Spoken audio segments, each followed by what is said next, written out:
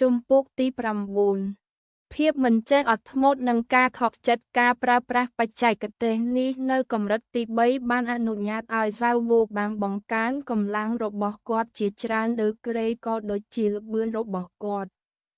ញញឹមយ៉ាងលាក់លៀមទឹកមុខពោពេញដោយភាពលោភលន់គាត់បានតម្រង់ឆ្ពោះទៅរកមេងហើយក្រញ៉ាំមុតស្រួចភ្លឺចាំងក្រោមពន្លឺថ្ងៃគាត់ពោពេញដោយទំនុកចិត្តដោយប្រាកដថាការភ័យខ្លាចរបស់មេងហោនឹងបំផ្លាញគាត់អាចរត់ចេញប៉ុន្តែគេចមិនបានរត់សាវវូបាំងសាច់ដោយស្នាមញញឹមដ៏កាចសាហាវសំឡេងដ៏ខ្លាំងរបស់គាត់បន្លឺឡើងតាមអាកាសអ្នកមិនអាចគេចផុតពីជំនាញរបស់សាវវូបាំងបានទេនៅពេលដែលសាវវូបាំងផ្លាស់ប្តូររូបរាងទៅជាបិសាចមេងហោបានរត់ទៅខាងមុខគាត់បានឃើញអ្វីដែលបានកើតឡើងពីជ្រុងនៃភ្នែករបស់គាត់ហើយការមើលទៅនៃការភ្ញាក់ផ្អើលពេញមុខរបស់គាត់ប៉ុន្តែក្រោយមកវាហាក់បីដូចជាគាត់គិតដល់អ្វីមួយហើយការបញ្ចេញមតិចម្លែកខុសពីគេបានជំនួសការភ្ញាក់ផ្អើលទម្រង់បិសាចនេះមើលទៅដូចជាទម្រង់នៃសត្វផ្សេងដែលត្រូវបានបំផ្ទុះដោយកញ្ចក់ស្ពាន់តាមពិតទៅគាត់មានរោមដ៏ភ្លឺចែងចាំងគ្របដតុរាងកាយរបស់គាត់ជាងសត្វដទៃទៀតមេងហោសម្លឹងមើលសាវវូបាំងដោយយកចិត្តទុកដាក់ទឹកមុខចម្លែកនៅតែបិទបាំងមុខរបស់គាត់រោមពណ៌មាសក្រាស់ធ្វើឲ្យគាត់មើលទៅដូចជាស្តេកសត្វនៅពេលដែលសាវវូបាំងបានឃើញមុខរបស់មេងហោគាត់មានអារម្មណ៍ភ្ញាក់ផ្អើលយ៉ាងខ្លាំងនៅពេលដែលគាត់បានទម្លុះដល់កម្រិតទី3នៃ Key Condensation គាត់បានសាកល្បងទម្រង់វើDemon ប៉ុន្តែនេះជាលើកដំបូងដែលគាត់បានបង្ហាញវាដល់មនុស្សម្នាក់ទៀតទឹកមុខចម្លែករបស់មេងហៅធ្វើឲ្យគាត់ខឹងគាត់បានបញ្ចេញនូវភាពសាហាវឃោរឃៅដ៏ត្រជាក់ហើយរូបរាងដ៏ឃោរឃៅមួយបានលេចឡើងនៅក្នុងភ្នែករបស់គាត់មេងហោបាននិយាយថាខ្ញុំគិតថាអ្នកប្រហែលជាចូលចិត្តកញ្ចក់ស្ពាន់នេះណាស់ដោយឃើញល្បឿនរបស់សាវវូបាំងកើនឡើងយ៉ាងខ្លាំងក្នុងទម្រង់ជាបិសាចរបស់គាត់បានដឹងថាគាត់នឹងបិទចម្ងាយរវាងពួកគេយ៉ាងឆាប់រហ័សគាត់បានដើរថយក្រោយពី3ជំហានហើយទះថង់ដែលកាន់ដោយដៃស្តាំរបស់គាត់ភ្លាមនោះកញ្ចក់ស្ពាន់បានលេចចេញមកដោយទឹកមុខចម្លែកនៅតែក្របមុខគាត់បានឆ្លោះកញ្ចក់ទៅលើសាវវូបាំងក្នុងភាពក្រអឺលក្រទមរបស់គាត់ពេលកញ្ចក់ចាប់ផ្ដើមភ្លើងមេងហៅមានអារម្មណ៍ថាវាចាប់ផ្ដើមបញ្ចេញកម្ដៅដែលគាត់មិនធ្លាប់មានពីមុនមកនេះគឺជាប្រតិកម្មខ្លាំងជាងពេលដែលវាបានជួបប្រទះនឹងសត្វអារក្សដទៃទៀតដូចជាការស្រេកទឹកដ៏ខ្លាំងមួយប្រភេទត្រូវបានបញ្ចេញនៅក្នុងវានៅពេលនោះអូរ៉ាដែលមើលមិនឃើញបានផ្ទុះចេញពីកញ្ចក់ហើយបាញ់ទៅមុខសាវវូបាំងបានលោតឆ្ពោះទៅរកមេងហោដែលជាពន្លឺនៃអំពើឃាតកម្មនិងភាពសាហាវឃោរឃៅរបស់គាត់រំពេចនោះគាត់មានអារម្មណ៍ចម្លែកដូចជាអូស្មန်មួយចំនួនបានចូលក្នុងខ្លួនគាត់វាបានញាប់ញ័រយ៉ាងខ្លាំងនៅក្នុងខ្លួនគាត់ហើយពីខាងក្រៅវាមើលទៅហាក់បីដូចជាអូរ៉ាកំពុងព្យាយាមក្រសោបផ្លូវចេញការបញ្ចេញមតិរបស់សាវវូបាំងបានផ្លាស់ប្តូរគាត់មានអារម្មណ៍ឈឺចាប់យ៉ាងខ្លាំងក្នុងសរីរាង្គរបស់គាត់ដែលបានកើនឡើងយ៉ាងឆាប់រហ័សដល់កម្រិតធ្ងន់ធ្ងរដោយមិនបានគិតគាត់បានរុញអរ៉ាចុះទៅតំបន់ដានធានដើម្បីបង្ខំវាចេញអារ៉ាមានថាមពលខ្លាំងហើយវាហាក់ដូចជាកំពុងស្វែងរកចំណុចខ្សោយនៅក្នុងខ្លួនរបស់គាត់ដើម្បីផុសចេញពីនៅពេលដែលគាត់រុញអរ៉ាចុះមកដានធានរបស់គាត់វាប្រញាប់ប្រញាល់ទៅគូតរបស់គាត់ហើយភ្លាមនោះក៏ផ្ទុះចេញជាការឈឺចាប់យ៉ាងសាហាវសាវវូបាំងបញ្ចេញសម្រែកបង្ហូរឈាមដោយមិនអាចគ្រប់គ្រងបានមានថ្នាំជាច្រើនប្រភេទប៉ុន្តែថ្នាំទាំងអស់មានតម្លៃថ្លៃគួរសមសម្រាប់ភាគច្រើនតម្លៃនៃថ្នាំ2 3 ទៅ 10 គ្រាប់គឺជាថ្នាំបញ្ចុះវិញ្ញាណ1គ្រាប់ ចំពោះសិស្សភាគច្រើននៃនិកាយខាងក្នុងក្របថ្នាំបញ្ចុះវិញ្ញាណគឺមានតម្លៃប្រយុទ្ធដូច្នេះមានមនុស្សតិចណាស់ដែលសុខចិត្តមកទីនេះហើយដោះដូរពួកវាទៅឆ្ងាយការមានកម្រិតទី5នៅក្នុងនិកាយខាងក្រៅធ្វើឲ្យអ្នកជាប្រភេទម្ចាស់ហើយសំខាន់បំផុតនោះអ្នកអាចប្រើបច្ចេកទេសដើរដោយខ្យល់មេងហោបានគិតត្រឡប់ទៅបងប្រុសបានទេមហ្វេនិងរបៀបដែលគាត់អាចលោត7អ៊ីងពីលើដីហើយបេះដូងរបស់គាត់ក៏លោតលឿនជាងមុនពេលដែលគាត់បង្ហាញខ្លួនភ្លាមភ្នែករបស់មេងហោបានបើកហើយពួកគេបានបញ្ចេញពន្លឺយ៉ាងអស្ចារ្យគ្រប់គ្នាបានមើលពេលគាត់ក្រោកឈរហើយទះកំភ្លៀងរបស់គាត់ដាវពណ៌សតូចមួយបានបង្ហាញខ្លួនរស្មីដាវបានភ្លឺឡើងដោយសង្កត់ចុះក្រោមដោយសម្ពាធត្រជាក់មេងហោវាយចេញទៅមុខហើយពន្លឺដាវបានធ្វើឲ្យលូហុងនៅពេលរឿងនេះកើតឡើងភ្លាមការសន្ទនាក៏ផ្ទុះឡើងគ្រប់គ្នាភ្ញាក់ផ្អើលនឹងការខ្វះការភ័យខ្លាចរបស់មេងហោតើគាត់ពិតជានឹងបង្កបញ្ហាដល់សិស្សថ្នាក់ទាបលេខ1លូហុងមែនទេគាត់នឹងប្រយុទ្ធជាមួយលូហុងពួកគេនឹងប្រយុទ្ធឆាប់ឬក្រោយមកមេងហោធ្វើឲ្យខៅយ៉ាងរងរបួសហើយលូហុងបានបំផ្លាញអាជីវកម្មរបស់គាត់ការប្រយុទ្ធនេះគឺជាមិនរួចទេខ្ញុំមិននឹកស្មានថាមេងហោនឹងហ៊ានវាយប្រហារបែបនេះទេខ្ញុំគិតថាគាត់មិនដឹងពីដែនកំណត់ផ្ទាល់ខ្លួនរបស់គាត់បងប្រុសលូបានស្ថិតក្នុងកម្រិតទី3អស់ជាច្រើនឆ្នាំមកហើយមេងហោច្បាស់ជាចេញហើយសូម្បីតែមេងហោបោះទៅមុខក៏ភ្នែករបស់លូហុងភ្លឺគាត់មានគម្រោងយកក្បាលមេងហោរួចហើយបើគាត់ឃើញគាត់ថ្ងៃនេះហើយឥឡូវនេះគូប្រជែងរបស់គាត់បានហ៊ានធ្វើការផ្ដួចផ្ដើមវាពិតជាមានប្រយោជន៍គាត់បានស្រមុកហើយរាងកាយរបស់គាត់ហាក់ដូចជាប្រែទៅជាឥន្ធនូនៅពេលគាត់រត់សម្ដៅទៅរកមេងហោដៃស្តាំរបស់គាត់ទះកំភ្លៀងរបស់គាត់ហើយដាវហោះពណ៌ស្វាយមួយបានលេចចេញមកពេលដាវហោះបានលេចចេញមកវាត្រូវបានអមដោយសំឡេងចែវហើយវាបញ្ចេញពណ៌ស្វាយពណ៌មាសមានអង្កត់ផ្ចិតប្រហែល30ម៉ែត្រវាជាដាវស្វាយយ៉ាងរបស់បងប្រុសលូមែនហើយខ្ញុំបានឮថាគាត់ត្រូវបានផ្តល់រង្វាន់ដាវស្វាយយ៉ាងដោយនិកាយសម្រាប់សេវាកម្មពិសេសមួយចំនួនដែលគាត់បានធ្វើវាពិតជាមុតស្រួចណាស់មនុស្ស2នាក់ភ្នំមួយនៅជើងភ្នំគេចោទប្រកាន់គ្នាចំពេលដែលមានសំឡេងគ្រហឹមយ៉ាងខ្លាំងទឹកមុខរបស់លូហុងបានផ្លាស់ប្តូរហើយឈាមហូរចេញពីមាត់របស់គាត់បានហោះថយក្រោយជាច្រើនជំហានដោយសម្លឹងមើលទៅមេងហោទាំងតក់ស្លុតកម្រិតទី4នៃគី Condensation មេងហោមើលទៅខ្មាស់បន្តិចគាត់ទើបតែចូលដល់កម្រិតទី4នៃគី Condensation ហើយការខ្តាប់របស់គាត់មិនរឹងមាំទេគាត់មិនអាចបញ្ចេញថាមពលពេញលេញបានទេគាត់បានធ្វើការវាយប្រហារដ៏សាមញ្ញពោពេញទៅដោយភាពឃោរឃៅប៉ុន្តែស្នាមប្រេះត្រូវបានគេមើលឃើញរួចហើយនៅលើដាវហោះរបស់គាត់អាវុធរបស់គូប្រជែងរបស់គាត់គឺមុតស្រួចហើយបានបំផ្លាញអាវុធផ្ទាល់ខ្លួនរបស់គាត់ទោះបីជាមេងហោមិនមានបទពិសោធន៍ច្រើនក្នុងការប្រយុទ្ធក៏ដោយក្នុងរយៈពេលកន្លះឆ្នាំរបស់គាត់ការបរបាញ់សត្វព្រៃនៅលើភ្នំល្បឿនប្រតិកម្មរបស់គាត់បានកើនឡើងជាងនេះទៅទៀតក្នុងអំឡុងពេលរបស់គាត់នៅលើខ្ពង់រាបគាត់បានសង្កេតឃើញការប្រយុទ្ធជាច្រើនសូម្បីតែលូហុងដកថយក្រោយក៏ដោយក៏គាត់បានដើរទៅមុខផ្ទះថងដែលកំពុងកាន់ដាវហោះមួយទៀតបានលេចឡើងនៅជាប់នឹងដាវដែលប្រេះដាវទាំងពីរបញ្ចូលគ្នាហើយបាញ់សម្ដៅទៅលូហុងពេលគាត់បោះជំហានទៅមុខម្រាមដៃរបស់មេងហោបានឆាប់ឆេះហើយអនុតាតភ្លើងបានឆាប់ឆេះជុំវិញគាត់3ជំហានទៅឆ្ងាយពស់ភ្លើងមួយក្បាលបានលេចចេញមក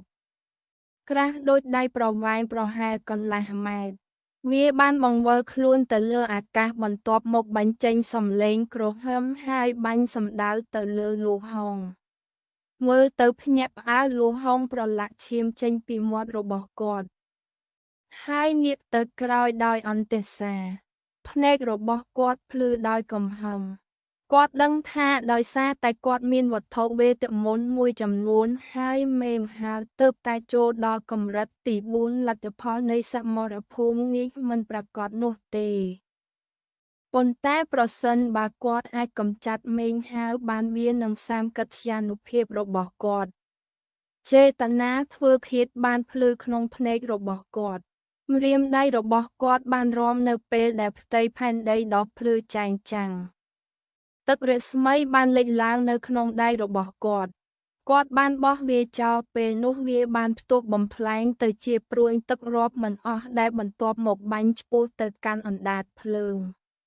ម្រាមដៃរបស់គាត់បានរំកិលម្ដងទៀតហើយដាវយ៉ាងពណ៌ស្វាយបានបុកដាវហោះពីរបស់មេងហោសំឡេងបន្លឺឡើងដូចជាដែកត្រូវគេកិនដាវហោះទាំងពីររបស់មេងហៅបានបាក់បែកជាបំណែកពេលនោះដាវយ៉ាងស្វាយបានដើរតាមព្រួញទឹកឆ្ពោះទៅរកពស់អណ្ដាតភ្លើងជាមួយនឹងសំឡេងបន្លឺឡើងពស់អណ្ដាតភ្លើងបានបាត់ខ្លួនទៅក្នុងពពកនៃធូលីព្រួញទឹកបានคล้ายជាអាប់ហើយដាវស្វាយយ៉ាងបានត្រឡប់ទៅលូហុងវិញក្លិនពណ៌មាសពណ៌ស្វាយរបស់វាមិនភ្លឺខ្លាំងទេហើយស្នាមប្រេះបានលេចឡើងនៅលើស្លឹករបស់វាប៉ុន្តែវានៅតែមុតដូចពីមុនជាមួយនឹងកម្រិត Key Condensation កម្រិតទី4ហើយគ្មានអាវុធល្អទេការសម្លាប់អ្នកនឹងមិនពិបាកទេតើអ្នកអាចប្រើសិល្បៈ Flame Serpent របស់អ្នកបានប៉ុន្មានដងដោយចាត់ទុកថាអ្នកមិននៅកម្រិតទី5នៅក្នុងចិត្តរបស់គាត់លូហុងព្រួយបារម្ភអំពីដាវហោះរបស់គាត់ប៉ុន្តែនៅខាងក្រៅគាត់បានញញឹមយ៉ាងទូលំទូលាយគាត់មិនបានថយក្រោយមួយជំហានទេដាវរបស់អ្នកប្រហែលជាមុតមិនគួរឲ្យជឿប៉ុន្តែសូមមើលថាតើអ្នកអាចប្រើវាបានប៉ុន្មានដងនិយាយអំពីដាវហោះខ្ញុំមានច្រើនទៀតផងដែរហើយសម្រាប់កម្រិតទី5នៃ Key Condensation ជាមួយនឹងថ្នាំទាំងអស់ដែលសួរផ្ដល់ឲ្យខ្ញុំវានឹងមិនយូរប៉ុន្មានទេមុនពេលដែលខ្ញុំឆ្លងកាត់គាត់មិនបានបញ្ចេញទឹកមុខអ្វីឡើយប៉ុន្តែក្នុងចិត្តមេងហោមានការភ័យខ្លាចជាខ្លាំងនេះគឺជាសមរភូមិពិតដំបូងរបស់គាត់បន្ទាប់ពីទាំងអស់គាត់បានទះថង់ដែលកាន់របស់គាត់ហើយដាវហោះអ្វីទៀតបានលេចចេញមកពួកគេបានបាញ់សម្ដៅទៅលើលូហុងមើលទៅព្រួយបារម្ភមួយភ្លែតប៉ុន្តែគាត់មិនស្ទាក់ស្ទើរយូរទេគាត់បានក្រហមហើយបន្ទាប់មកដាវហោះទាំង3របស់មេងហៅបានជួបនឹងដាវយ៉ាងស្វាយរបស់គាត់បន្តដាវទាំង3បានខ្ទេចខ្ទាំហើយយ៉ាងណាក៏ដោយរស្មីនៃដាវស្វាយយ៉ាងបានថយចុះយ៉ាងហោចពាក់កាដាលស្នាមប្រេះកាន់តែច្រើនបានលេចឡើងនៅលើផ្ទៃរបស់វាហើយលូហុងមើលទៅមានការព្រួយបារម្ភមិនគួរឲ្យជឿមុនពេលគាត់អាចធ្វើអ្វីបានមេងហោដោយមិនខ្វល់ខ្វាយទះកាបូបរបស់គាត់ដែលកាន់មួយដងទៀតហើយដាវហោះអ្វីទៀតក៏លេចចេញមកគាត់ក្រវីដៃហើយពស់ភ្លើងមួយក្បាលទៀតបានកើតមកអ្នកមើលទាំងអស់ភ្ញាក់ផ្អើលមេងហៅគាត់បានដាក់បងប្រុសលូនៅក្នុងកន្លែងដ៏តឹងរ៉ឹងគាត់ពិតជានៅកម្រិតទី4នៃ Key Condensation គាត់មិនបានចូលនិកាយយូរមកហើយគាត់នៅកម្រិតទី4នៃ Key Condensation គាត់ច្បាស់ជានៅកម្រិតទី4សូមមើលពីរបៀបដែលគាត់កំពុងដោះស្រាយជាមួយបងប្រុសលូប៉ុន្តែតើការបណ្ដុះបណ្ដាលរបស់គាត់បានលឿនយ៉ាងដូចម្ដេចតើអ្វីទៅដែលសួរផ្ដល់ឲ្យគាត់ដើម្បីជួយគាត់ច្រើនវងមនុស្សផ្អើលឆោឡោទឹកមុខពោពេញដោយការច្រណែនខ្លាំងមុខរបស់លូហុងបានផ្លាស់ប្ដូរម្តងទៀតហើយគាត់បានដកថយទាំងកិនធ្មេញរបស់គាត់ម្រាមដៃរបស់គាត់បានភ្លឹបភ្លែតហើយ Water Lobby មួយទៀតបានលេចចេញមក គាត់មិននឹកស្មានថាគូប្រកួតរបស់គាត់នឹងមានវត្ថុវេទមន្តច្រើនយ៉ាងនេះទេ ការផ្ទុះមួយបានបន្លឺឡើងខណៈដែលហោះទាំង3របស់មេងហោបានបំបែកជាដុំៗរួមជាមួយនឹង Flame Serpent ឥរិយាបថដែលស្វាយយ៉ាងឥឡូវងងឹតហើយ ប៉ុន្តែអ្វីដែលធ្វើឲ្យលូហុងភ្ញាក់ផ្អើលបំផុតនោះគឺទឹកមុខមិនច្បាស់លាស់របស់មេងហោខណៈដែលគាត់ស្រាប់តែបង្កើតដាវហោះចំនួន3បន្ថែមទៀត ការផ្ទុះមួយទៀតបានផ្ទុះឡើងខណៈដែលដាវទាំង3បានបែកខ្ញែក ប៉ុន្តែក្រោយមកដាវស្វាយយ៉ាងបានបញ្ចេញសំឡេងស្រែកទ្រហោយំបន្ទាប់មកក៏បាក់បែកជាដុំៗ ភ្នែករបស់លូហុងបាក់ទូលាយ ហើយគាត់ដើរថយក្រោយដោយប្រឡាក់ឈាម គាត់សម្លឹងមើលមេងហៅ មេងហោមិនបានបង្ហាញពីអារម្មណ៍អ្វីឡើយប៉ុន្តែនៅក្នុងខ្លួនគាត់មានការភ័យខ្លាចយ៉ាងខ្លាំង ដាវហោះនីមួយៗស្មើនឹងថ្មវិញ្ញាណ គាត់បានគ្រវីដៃស្តាំរបស់គាត់ហើយពស់អណ្តាតភ្លើងមួយទៀតបានលេចចេញមកដោយគ្រហឹមនិងបង្វិលតាមខ្យល់ជុំវិញគាត់ វាបានហោះឆ្ពោះទៅទីក្រុងលូហុង មេងហោបានបាញ់ឆ្ពោះទៅរកលូហុង ដែលដកថយដោយឥន្ធនូអមដោយ Flame Serpent ដាវហោះមួយទៀតបានលេចចេញមកហើយភ្លាមនោះវាមានចម្ងាយ1 ម៉ែត្រពីលូហុងដែលដាវរបស់វាបញ្ចេញពន្លឺដោយសារក្តីស្លាប់ អ្នកបង្ខំខ្ញុំឲ្យធ្វើវា ស្រែកលៅហុង សក់រអាក់រអួលខោអាវប្រឡាក់ដោយឈាម តាំងពីថ្ងៃដែលគាត់ចូលនិកាយរហូតមកដល់ពេលនេះគាត់មិនដែលជួបរឿងអាក្រក់បែបនេះទេ ភ្នែករបស់គាត់បានឆេះ ដោយការស្រែកហូរ គាត់ហែកអាវរបស់គាត់ចេញដោយបង្ហាញដបទឹកផ្លែចាដេកដែលព្យួរកគាត់ គាត់បានចាក់ចូលទៅក្នុងវាទាំងអស់នៃថាមពលខាងវិញ្ញាណដែលគាត់អាចប្រមូលបាន ទឹកឃ្លោកដបចាដេកចាប់ផ្ដើមបញ្ចេញពន្លឺ ហើយសំឡេងស្រេចពេញខ្យល់ នៅលើអាកាសនៅពីមុខលូហុងរូបភាពនៃផ្លែឃ្លោកមួយដបធំបានលេចចេញមកដែលមានទំហំធំជាងដបដែលព្យួរករបស់គាត់ច្រើនដង វាមានទំហំប្រហែលពាក់កណ្ដាលនៃមនុស្ស តាមពិតទៅមូលដ្ឋានដាំដុះរបស់លូហុងមិនរឹងមាំគ្រប់គ្រាន់ដើម្បីដំណើរការដីដបទាំងស្រុងនោះទេ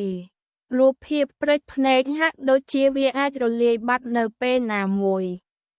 មុនពេលវាអាចបញ្ចប់ការរួមគ្នាលូហុងបានស្តោះឈាមចេញមួយមាត់ ហើយដកថយទៅក្រោយម្ដងទៀតមុខគាត់ស្លេកស្លាំង ប៉ុន្តែគាត់នៅតែសម្លឹងមើលមេងហាបដោយកំហឹងយ៉ាងសាហាវឃោរឃៅ ថ្វីត្បិតតែដបទឹកឃ្លោកមិនទាន់ពេញលេញក៏ដោយ ក៏ថាមពលខាងវិញ្ញាណដែលមានសម្ពាធនៅខាងក្នុងបានធ្វើឲ្យការបញ្ចេញមតិរបស់មេងហោផ្លាស់ប្តូរភ្លាម បន្ទាប់មកទឹកប្រទាលកន្ទុយក្រពើបានបន្លឺសំឡេងផ្គរលាន់និងធ្នឹមពណ៌បៃតងក្រាស់ៗបាញ់ចេញពីមាត់របស់វា បបកាត់អានតាតភ្លើងនិងធ្វើឲ្យមេងហោជន់លិច នេះជាវត្ថុវេទមន្តដែលផ្ដល់ឲ្យខ្ញុំដោយបងប្រុសបានទេមហ្វេវាអាចប្រើបាននៅពេលដែលវាឈានដល់កម្រិតទី4នៃ Key Condensation ប៉ុន្តែអ្នកគ្រាន់តែចង់ស្លាប់មេងហោ ដូច្នេះអ្នកបានបង្ខំខ្ញុំឲ្យប្រើវាមុនហើយខ្ញុំត្រូវបង់ថ្លៃ អ្នកប្រកាសជាស្លាប់នៅពេលនេះ លូហុងចាប់ផ្ដើមសាច់យ៉ាងសាហាវប៉ុន្តែសំណាចនោះមិនអាចចេញពីមាត់របស់គាត់បានទេ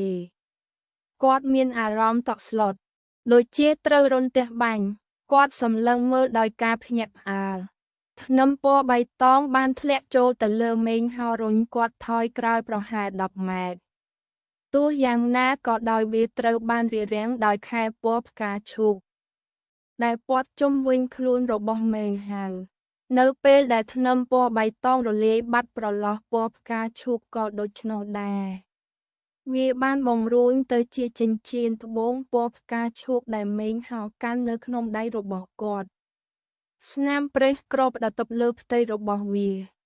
ពេលជិតមកដល់មុខមាត់របស់មេងហៅស្លូតបូតជាអ្នកប្រាជ្ញនិងដូចអ្នកជំនួញស្រាប់តែប្រែប្រួលឡើងរងមាំ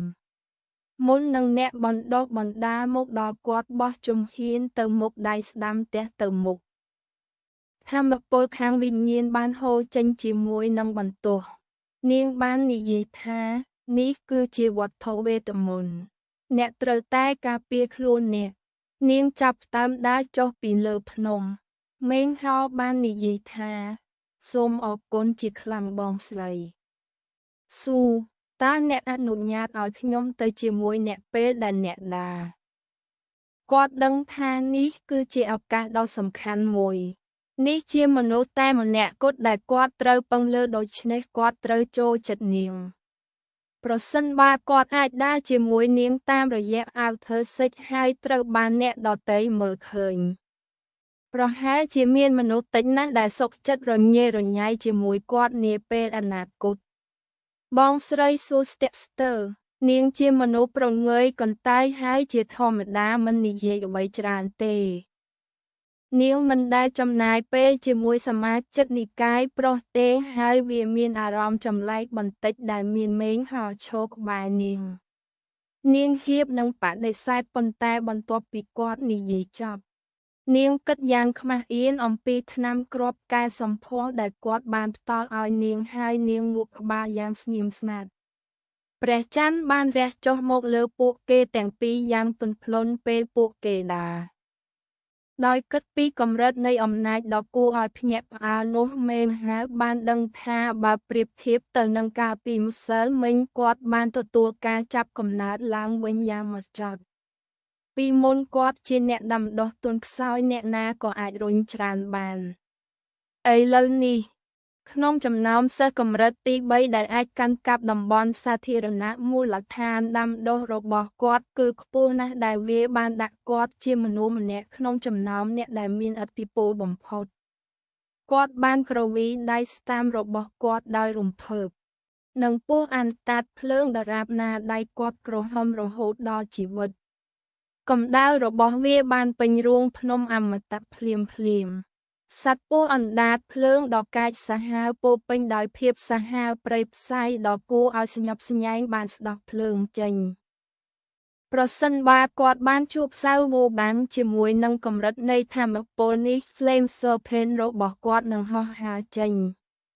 យ៉ាងហោចណាស់វានឹងធ្វើឲ្យគាត់រងរបួសធ្ងន់បើមិនធ្វើឲ្យគាត់ស្លាប់វាងតេងហ្វៃដល់ចុងខែកញ្ញាវាឡើងក្តៅដូចធម្មតាកម្ដៅបានបដិសេធមិនរលាយទេផ្ទុយទៅវិញកាន់តែកើនឡើងកាន់តែខ្លាំងនៅក្នុងទឹកដីនៃសូភាវិនជាធម្មតាអ្វីបានចាប់ផ្ដើមត្រជាក់នៅប្រហែលខែទី11នៃឆ្នាំនៅក្នុងសៅសឿនដូមែនក្នុងរដ្ឋសៅនៅខែដំបូងនៃឆ្នាំបន្ទាប់ការខ្តាប់ត្រជាក់នៃរដូវរងាអាចមានអារម្មណ៍ព្រឹកព្រលឹមមួយមេងហៅបានចេញពីរួងភ្នំអមតៈភ្នែកភ្លឺចែងចាំងពោពេញដោយក្តីសង្ឃឹមតាក់ទងនឹងអនាគតគាត់បាននិយាយថាមូលដ្ឋាននៃការដាំដុះរបស់ខ្ញុំគឺគ្រាន់តែជារោមមួយដែលឆ្ងាយពីកំពូលនៃកម្រិតទី3នៃ Key Condensation គាត់បាននិយាយដោយដកដង្ហើមយ៉ាងជ្រៅប្រហែលជាខ្ញុំមិនអាចចាត់ទុកថាមានអំណាចនៅក្នុងនិកាយខាងក្រៅទេប៉ុន្តែយ៉ាងហោចណាស់ក៏គ្មាននរណាម្នាក់រើសខ្ញុំដែរគាត់មើលទៅឆ្ងាយខ្យល់ភ្នំបានលើកសក់របស់គាត់ឡើងខណៈដែលវាបានបក់កាត់មកហើយគាត់ស្រាប់តែលេចមុខយ៉ាងស្រស់ស្អាតដើមឡើយជាអ្នកប្រាជ្ញចោះចាញ់គាត់បានចូលទៅក្នុងពិភពអមតៈនៅពេលគាត់គិតត្រឡប់ទៅព្រឹត្តិការណ៍ដែលបានកើតឡើងនៅប៉ុន្មានថ្ងៃមុនហាក់ដូចជាមិនពិតទាល់តែសោះវាអាក្រក់ណាស់ដែលខ្ញុំមិនមានថ្មវិញ្ញាណគ្រប់គ្រាន់ហើយថ្នាំគ្រាប់វិញ្ញាណក៏មិនមានកម្លាំងគ្រប់គ្រាន់ដើម្បីប្រើប្រាស់បានដែរភាពរំភើបរបស់គាត់បានរសាត់ទៅជាការខកចិត្តនៅពេលដែលគាត់គិតអំពីថ្មវិញ្ញាណមេងហាបាននិយាយទៅកាន់ខ្លួនឯងថា Fatty វាងយកចៃនឹងយុវជនដែលមានក្បាលរឹងម្នាក់ទៀតពួកយើងទាំង4នាក់បានមកក្រុម Reliance ជាមួយគ្នាខ្ញុំឆ្ងល់ថាតើពួកគេយ៉ាងម៉េចហើយឥឡូវនេះរាងកាយរបស់គាត់រំកិលទៅមុខក្នុងពេលមួយផ្លែតដោយបញ្ចេញថាមពលខាងវិញ្ញាណក្នុងខ្លួនគាត់បានធ្វើដំណើរទៅភ្នំខាងជើងភ្លាម ភ្នំខាងកើតខាងត្បូងខាងលិចនិងខាងជើងនៃនិកាយរីឡៃអិនបានប៉មឡើងលើមីក្រូប្រតបដោយពន្លឺដែលឆ្លាក់ពីត្បូងប្រសិនបើអ្នកក្រឡេកមើលភ្នំយ៉ាងជិតអ្នកអាចមើលឃើញកាំរស្មីនៃពន្លឺថ្ងៃរះលើកំពូលភ្នំដោយគ្រាន់តែចាប់តាមបំភ្លឺជុំវិញពពកពណ៌សរុំជុំវិញកំពូលភ្នំលាក់ផ្នែកខ្លះនៃភ្នំវាពិតជាហាក់ដូចជាកន្លែងអមតៈបើអ្នកចង់ទៅពីភ្នំខាងត្បូងទៅភ្នំខាងជើងប៉ុន្តែចង់គេចចេញពីនិកាយខាងក្រៅនោះអ្នកត្រូវដើរតាមភ្នំខាងកើតឬខាងលិចមេងហោដើរតាមផ្លូវកាត់ភ្នំខាងកើតមាន់ព្រៃពីរក្បាលនៅក្នុងដៃខ្ញុំមិនបានឃើញហ្វាទីក្នុងរយៈពេលប្រហែល2 ខែខ្ញុំឆ្ងល់ថាតើគាត់ស្រកទម្ងន់ឬយ៉ាងណាគិតពីលោកហ្វាទីមងហើយញញឹមពេលនោះភ្នែករបស់គាត់ភ្លឺហើយឈប់ដើរគាត់មានអារម្មណ៍ថាមានខ្យល់បក់តិចៗពីខាងមុខដែលមានអាប់ស្តើងមកជាមួយកាដាលអាប់បានដើរបុរសវ័យក្មេងម្នាក់ពាក់អាវពណ៌សដ៏ប្រណិតព្រះអង្គមានភាពខុសប្លែកពីសិស្សនិកាយខាងក្រៅផ្សេងទៀតយ៉ាងច្បាស់សម្លៀកបំពាក់របស់គាត់មានពណ៌សដូចព្រើហើយសក់វែងរបស់គាត់ហូរពេញស្មារបស់គាត់មិនគួរឲ្យជឿសង្ហាស្ទើរតែស្អាតគាត់បញ្ចេញអារម្មណ៍ល្អឥតខ្ចោះគ្រប់បែបយ៉ាងទាំងកាយសម្បទានិងនិស្ស័យវាដូចជាប្រសិនបើគាត់ត្រូវបានប្រទានពរដោយស្ថានសួគ៌ជ្រើសរើសដោយធម្មជាតិការបង្ហាញរបស់គាត់គឺត្រជាក់និងប្រងើយកន្តើយហាក់ដូចជាគ្មានអ្វីសមនឹងធ្វើឲ្យគាត់ផ្លាស់ប្ដូរវាទោះបីជាភ្នំបាក់នៅពីមុខគាត់ក៏ដោយគាត់នៅតែស្ងប់ស្ងាត់អាប់នៅពីក្រោមគាត់បានបកនិងញាក់ពីក្រោយគាត់ដើរមកយុវជន2 នាក់ក៏សង្ហាដែរប៉ុន្តែបើប្រៀបធៀបជាមួយយុវជនពាក់អាវសហាក់បីដូចជាសម្រាមអាវលើវាំងយើងបានឮថាក្នុងរយៈពេល 2-3 ឆ្នាំទៀតនិកាយនឹងមានការបណ្តុះបណ្តាលពិសេសដើម្បីលើកស្ទួយសិស្សទៅកាន់និកាយខាងក្នុងយើងបងប្អូនតូចចង់យកឱកាសនេះដើម្បីអបអរសាទរអ្នកជាមុនបាទពេលបងប្រុសវាងចូលនិកាយគាត់ល្បីរួចហើយគាត់ថែមទាំងជំរុញឲ្យមានការចាប់អារម្មណ៍ពីនិកាយធំទាំង3ទៀតប៉ុន្តែនៅទីបញ្ចប់អ្នកបានសម្រេចចិត្តនៅជាប់នឹងនិកាយរីឡៃអិនដ៏អស្ចារ្យណាស់អយកាលនិយាយថាការបន្ទប់បណ្ដាលលើកកម្ពស់ត្រូវបានធ្វើឡើងសម្រាប់តែបងប្រុសវាងប៉ុណ្ណោះត្រូវហើយនៅពេលដែលបងប្រុសវាងចូលនិកាយខាងក្នុងវាមិនយូរប៉ុន្មានទេមុនពេលដែលគាត់បានដាច់អាវដឺស៊ឺនិងបងប្រុសជេនគាត់នឹងក្លាយជាសិស្សដ៏ល្បីលេខ1នៃនិកាយពឹងផ្អែកបុរសស្លៀកសម្លៀកបំពាក់ពណ៌សនិយាយដោយសំឡេងទន់ភ្លន់ថាកុំនិយាយងងអាវដឺស៊ឺគឺជាអ្នកជ្រើសរើសឲ្យបងប្រុសជេនគឺផ្ដោតដោយអស់ពីចិត្តទៅលើដាវពួកគេទាំង2នាក់ជាសិស្សរួមគ្នាដែលខ្ញុំកោតសរសើរនិងគោរពសំឡេងរបស់គាត់គឺស្រាលនិងកក់ក្ដៅប៉ុន្តែក៏មានបរោះនិងរីករាយដល់ត្រចៀកផងដែរនេះជាសិស្សលេខ1នៃនិកាយខាងក្រៅគឺលោកបានតែងហ្វៃបងប្រុសបានសម្រេចបាននៅជំនាញដ៏ប៉ិនប្រសប់នៃការដាំដុះជាមួយនឹងទេពកោសល្យមិនទាន់ឃើញច្បាស់នឹងនិស្ស័យល្អបែបនេះពួកយើងជនីប្រាដឺរីករាយក្នុងការទទួលបានការណែនាំរបស់អ្នកបាទបងប្រុសវាងប្រព្រឹត្តចំពោះមនុស្សគ្រប់គ្នាដោយសប្បុរសសូម្បីតែសិស្សនៃកម្រិតទី1នៃ Key Condensation ពួកគេទាំង3និយាយគ្នាដែលយឺតឆ្ពោះទៅរកមេហៅបងប្រុសវាងស្ថិតក្នុងសម្លៀកបំពាក់ពណ៌សរបស់គាត់បានឃើញមេហើយងក់ក្បាលគាត់បានឆ្លងកាត់ពួកគេហើយមនុស្ស2នាក់ទៀតមិនបានមើលមុខគាត់សូម្បីតែមួយម៉ាត់ពេលពួកគេដើរចេញមុខមេងហោក៏ក្រឡេកទៅក្រោយពេលនោះហើយដែលគាត់សង្កេតឃើញជើងបុរសពាក់អាវសមិននៅនឹងដីទេផ្ទុយទៅវិញគាត់បានអន្តែតលើដីប្រហែល7 អ៊ីងមេងហោភ្ញាក់ផ្អើលយ៉ាងខ្លាំងគាត់បានដឹងថាខ្លួនគាត់ផ្ទាល់មិនអាចប្រៀបធៀបក្នុងវិធីណាមួយឡើយ គាត់ជាមនុស្សទន់ជ្រាយនិងស្លូតបូតមិនមានភាពតាក់ទាញក្នុងគ្រប់រូបភាពលើសពីនេះគាត់កាន់កូនមាន់ពីរក្បាលនៅក្នុងដៃនោះហើយជាបងប្រុសវ៉ាងតេមហ្វេគាត់មានសមត្ថភាពអនតែតលើអាកាសដែលជាជំនាញដែលភ្ជាប់មកជាមួយកម្រិតទី5នៃ Key Condensation គាត់បានឮពាក្យចចាមអារាមអំពីបងប្រុសវ៉ាងហើយបានដឹងច្រើនអំពីគាត់នៅពេលដែលវ៉ាងតេមហ្វេបានចូលទៅក្នុងនិកាយវាបានបង្កឲ្យមានភាពចលាចលដ៏ធំមួយនៅក្នុងពិភពដាំដុះនៅក្នុងរដ្ឋហ្សាវគ្មាននរណាម្នាក់ដឹងពីតម្លៃពិតដែលបង់ដោយ Reliance ដើម្បីរមាប់រលកនៃភាពចលាចល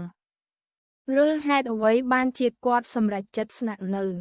ប្រសិនបើខ្ញុំមើលទៅដោយគាត់ខ្ញុំអាចជាប់ចំណាត់ថ្នាក់លេខ1ក្នុងការពិនិត្យរបស់អធិរាជខ្ញុំអាចរៀបការជាមួយកូនស្រីរបស់អធិរាជដោយពេញដោយការកោតសរសើរមេងហាវ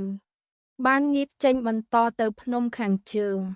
គាត់មិនបានឈប់ពេញផ្លូវទេហើយដល់ពេលថ្ងៃត្រង់គាត់បានទៅដល់ភ្នំព្រៃដែលជាប់នឹងភ្នំខាងជើងនេះជាកន្លែងដែលគាត់និងលោក Fatty ជាធម្មតាមកកាប់ឈើពេលទៅដល់ភ្លាមក៏ឮសូរសំឡេងកាប់ដោយស្នាមញញឹមគាត់បានដើរទៅមុខយ៉ាងលឿនហើយភ្លាមនោះក៏បានឃើញ Fatty ដើរកាត់ដើមឈើមួយដើមគាត់ហៀបនឹងស្រែកសួរសុខទុក្ខបន្ទាប់មកក៏ឈប់ហើយដើរថយក្រោយឯងលួចប្រពន្ធអញហើយម៉ាតួអញនឹងកាប់ឯងឲ្យស្លាប់ឯងនឹងខំឯងឲ្យស្លាប់ Fatty មិនបានស្រកទម្ងន់ទេតាមពិតគាត់ថត់បន្តិចគាត់មើលទៅដូចជាបាល់មូលភ្នែករបស់គាត់បានបិទហើយគាត់ឈរនៅទីនោះស្រែកហូរព័ទ្ធដោយបំណែកឈើគាត់បានកាប់ទៅលើដើមឈើរាងកាយរបស់គាត់រមូលបន្ទាប់មកគាត់ទម្លាក់ពូថៅដេកទៅស្នាមខាំយ៉ាងជ្រៅអាចមើលឃើញនៅលើចំណុចទាញវែងនៃពូថៅមេងហៅភ្ញាក់ផ្អើលគាត់មិនធ្លាប់នឹកស្មានថាក្នុងរយៈពេល2 ខែរបស់គាត់អាកប្បកិរិយាដេកមិនលក់របស់ Fatty នឹងកាន់តែធ្ងន់ធ្ងរទៅឥឡូវនេះវាមិនត្រឹមតែកើតឡើងនៅពេលយប់ប៉ុណ្ណោះទេប៉ុន្តែនៅពេលថ្ងៃផងដែរគាត់ស្ទាក់ស្ទើរថាតើត្រូវដាស់គាត់ឬអត់ស្រាប់តែច្រមុះរបស់ Fatty ញ័រហើយគាត់បានត្រដោះភ្នែករបស់គាត់សម្លឹងមើលទៅភ្នែកភ្លឺមើលទៅហាក់ដូចជាចង់ស្រក់ទឹកភ្នែកខ្ញុំធំក្លិនមាន់ព្រៃបាទ2នាក់នឹងគាត់ស្ទុះឡើងមើលជុំវិញទោះបីគាត់មិនឃើញមេងហើរឈរនៅក្នុងព្រៃក៏ដោយបន្ទាប់មកគាត់បានឃើញដើមឈើដែលត្រូវបានគេកាប់នៅជុំវិញគាត់ទិដ្ឋភាពនៃការដឹងគុណពេញភ្នែករបស់គាត់អាមេងហាវអ្នកពិតជាចិត្តល្អណាស់គាត់និយាយទាំងរំជួលចិត្តអ្នកបានទៅយូរហើយប៉ុន្តែអ្នកនៅតែត្រឡប់មកវិញដោយសម្ងាត់ដើម្បីជួយខ្ញុំកាប់ឈើវាមានរយៈពេលជិត2 ខែហើយមេងហាលីហ្វាគី1 Fatty ឈ្មោះលីហ្វាគីជាភាសាចិនគឺលីជូប៊ីលីគឺជាឈ្មោះគ្រួសារសាមញ្ញមួយFatty មានន័យថាអ្នកមាននិងគ្មានឥទ្ធិពលជីវិតរបស់ខ្ញុំគឺល្អជាងមេងហាដែលនៅតែឈរពីចម្ងាយបានឮរឿងទាំងអស់នេះហើយភ្ញាក់ផ្អើលគាត់មើលទៅ Fatty យ៉ាងចម្លែកបន្ទាប់មកក៏ផ្អកតិចហើយបោះជំហានទៅមុខនៅពេលដែលគាត់បង្ហាញខ្លួនវាហាក់ដូចជា Fatty អាចយល់អំពីគាត់បែរក្បាលទៅមើលគាត់ទឹកមុខពេញដោយការរំភើបគាត់និយាយដោយអន្ទះសារថាមេងហៅទីបំផុតអ្នកបង្ហាញមុខរបស់អ្នករាល់ពេលដែលខ្ញុំភ្ញាក់ពីដំណេកខ្ញុំហៅអ្នកប៉ុន្តែអ្នកមិនដែលបង្ហាញខ្លួនទេការក្រឡេកមើលរបស់គាត់បានធ្លាក់ទៅលើសត្វមាន់ព្រៃ2 ក្បាលហើយភ្នែករបស់គាត់ក៏ធំឡើងបន្តិចក្រោយមកភ្លើងហុំព័ទ្ធមាន់ហើយក្លិនក្រអូបពេញខ្យល់មេងហោនិង Fatty អង្គុយជាមួយគ្នាដោយការអ្នកទាំងពីរធ្លាប់បម្រើពួកគេបានស៊ីសាច់មាន់ខ្ញុំមិនបានមាន់ព្រៃអស់រយៈពេល2 ខែមកហើយ Fatty និយាយដោយមាត់ពេញសាច់មាន់ Mấy có ai mình ban bằng hai một ai tòng nì. Một bị ai tang tai một chui cặp ô mấy có ai mình dột mòn một là. ភាពរីករាយនៅលើទឹកមុខរបស់គាត់បានបង្ហាញយ៉ាងច្បាស់នៅពេលដែលគាត់បានសម្លឹងមើលទៅមេងហោវាហាក់បីដូចជានៅក្នុងសម័យរបស់គាត់នៅក្នុងក្រុមរីឡាយអិនគាត់បានមកមើលមេងហោជាសាច់ញាតិមេងហោសាច់យ៉ាងគួរឲ្យភ្ញាក់ផ្អើលហើយមិនបានពន្យល់អ្វីឡើយយកមន់ខំគាត់មើលទៅហ្វេធីពេលនោះហើយដែលគាត់កត់សម្គាល់ឃើញថាធ្មេញរបស់ហ្វេធីហាក់ដូចជាវែងជាងមុន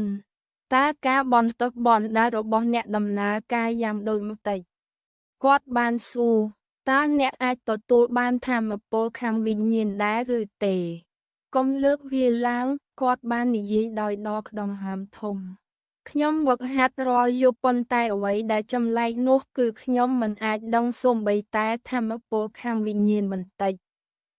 រឿងតែមួយគត់ដែលកើតឡើងគឺធ្មេញរបស់ខ្ញុំដុះឡើងខ្ញុំបារម្ភថាខ្ញុំអាចខំអណ្តាតរបស់ខ្ញុំចេញគាត់មើលទៅពិបាកចិត្តណាស់មេងហៅនិយាយភ្លាមថាបើកមាត់ឲ្យខ្ញុំមើលធ្មេញរបស់អ្នកអ្វីដែរមេងហៅបានឃើញធ្វើឲ្យគាត់ភ្ញាក់ផ្អើលបន្ទាប់ពីលេបសាច់មាន់អស់មួយមាត់ហ្វេធីបានបើកមាត់បញ្ចេញធ្មេញវែងដែលចាំងពន្លឺថ្ងៃពេលគាត់ពិនិត្យមើលគេទឹកមុខរបស់មេងហៅកាន់តែប្លែក